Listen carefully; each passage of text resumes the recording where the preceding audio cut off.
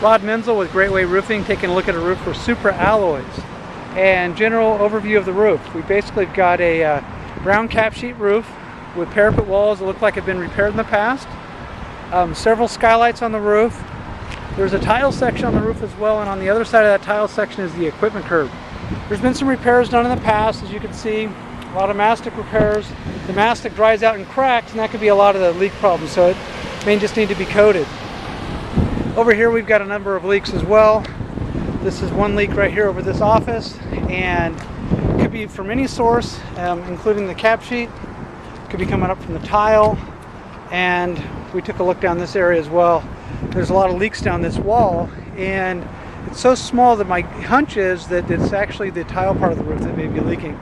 So we should probably spell that out separately. The reason the tile roof may be leaking is if you take a look closely, you'll see some exposed lumber. So it's very possible that the water is getting in under that lumber right underneath the felt, and it's coming right in. So we might take a look inside the attic here of this space here and see if we can see anything. As you can see here, Josh is just pulling up part of the roof by the skylight, and you can see that that's not sealed. So Dale mentioned that three-coursing these skylights and making sure that it's watertight. If you take a look, this was done okay, but you got the cap sheet here, and then up here you can see my fingers at. It's possible for water to get in behind that as well. See right here, for example. So water is, it's called bucking water, and I think it's possible for that to happen. So we'd want to make sure that we got a good seal here. This is really doing nothing at this point. So regardless of what we do, we want to make sure that all the skylights are three-course. The skylight itself looks like it's in good shape. The acrylic's solid, and there's no real seal or gasket issues, and looks pretty good. We're underneath the tile portion of the roof, and if you look real closer in the corner, this is where one of the leaks was. It's possible that that's a new stain there. We're not sure how long it's been there, but definitely moisture has gotten there. We're not exactly sure how, because up here it looks good. So we'll just have to take a close look at this, but water has gotten in here at some point. And once again, we're just inside the tile portion of the roof. We also noticed that, I don't know if this will show up on the screen or not, but there does appear to be some staining right here. And it's maybe that just that there was a repair that was done and it kind of ended up damming up the water. That's why you have a leak along that front end of the building, as you can take a look here. Here's another example of something that cracks, and so the mastic attracts the heat, and as you can see here, water can easily get down underneath here. So even though you seal it with the mastic, it still can leak because of the fact that it'll attract the heat and dry and crack.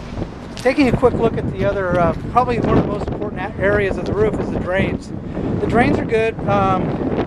Looks like this is an overflow drain, and it's in good shape. The drain itself is in good shape, just holding a lot of debris. Since we're close to the fields over there, it's very possible that a lot of dirt and debris ends up here. The area of concern that I'm mostly concerned about is right here again. The patches on the roof were good, but right here, once again, water can get in right there. So this needs to be lapped properly. As an option, we could give just to do the walls of the roof would be a good idea, and we could break the job out like that.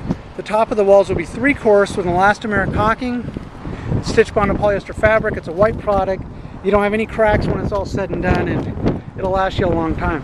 Inside this section, we've got the mechanical equipment, the air conditioning units, and these walls are in good shape. That leak on the other side, it very well could be up in that corner. Repairs have been done here in the past, but we're not exactly sure where the leak is. If you take a look up here, water could wick and get back in there. HVAC units are in good shape. We noticed that there's no counter flashing that goes down around them, so I'd recommend adding counter flashing. It goes right up in here. You can see some exposed lumber. If you look back in here, there's some exposed wood right there. But other than that, they're in good shape. Some ponding water back here. We'd want to reinforce this area as the water runs from this point down to here. It can pond.